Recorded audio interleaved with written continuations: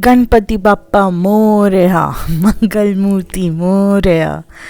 उम्मीद है कि ये पर्व भरा समय आपके घर में भी बहुत सुख और शांति लाया। ये थे हमारे प्यारे गन्नू भगवान, जिनकी स्थापना हमने की थी बहुत प्रेम से। तो दोस्तों, ये पहला साल है जहाँ हमारे परिवार ने गणपति जी की स्थापना की थी, तो बहुत ही ज़्यादा स्पेशल मौका था ये हमारे लिए। तो ये पहला दिन का भोग बनाना शुरू कर रही हूँ मैं। मेन्यू था सूजी का हलवा, काले चने और पूरी। बहुत सिंपल रखा था क्योंकि मैंने पहले से ही थोड़ा ऑर्गेनाइज़ कर लिया था। मुझे ये पता था कि ये पहली बार हम कर रहे हैं तो काम काफ़ी होगा, बट हमारा एस्टिमेशन टाइम का उतना सही नहीं होगा। तो खाने के डिपार्टमेंट में मेरा एस्टिमेशन बेटर था, तो उस हिसाब से मैंने इजी रेसिपी रखा था फर्स्ट दिन के लिए, ताकि हम समझ पाए कि कितना टाइम एक्चुअली लगता है पूजा करने में और सब सेट करने में। तो सूजी का हलवा जो होता है वो बहुत ही क्विक बन जाता है और बहुत स्वादिष्ट भी लगता है। तो उस लॉजिक के हिसाब से पहले दिन के लिए हमने सूजी का हलवा रखा, और ये फाइनली मैं भगवान की प्लेट तैयार कर रही हूँ। बनाना लीफ ख़रीद के लाए थे, तो उसको धो के फिर उसी पे उनको सर्व कर रहे थे हम।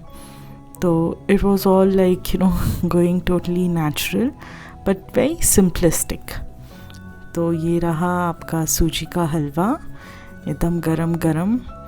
ये है काले चने और पूरी।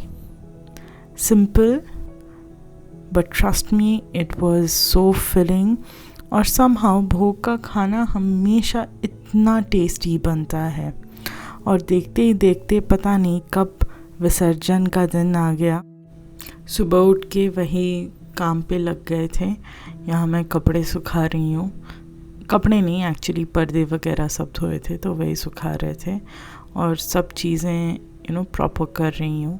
ज़्यादा काम नहीं था, but it was more about making sure that everything is back in its place and things are proper. क्योंकि पूजा का माहौल था, और उस माहौल में चीज़ें अपनी जगह पे रहें तो बहुत खुशी मिलती है उससे। और ये अमेज़ॉन से एक पार्सल आया था, तो मिस्टर हबी मुझे बोल रहे हैं कि तुम्हारे बड़े पार्सल्स आ रहे हैं आजकल। तो मैं बोला मैं अकेली थोड़ी हूँ, आपका भी तो पार्सल आया है।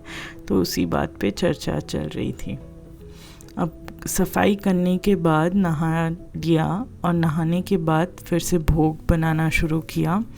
जब मैं ये भोग बना रही थी मेरे को थोड़ा दुख हो रहा था, क्योंकि ये फाइनल भोग था जो भगवान जी ग्रहण करने वाले थे। उसके बाद विसर्जन था। तो उस दिन का स्पेशल था मोदक।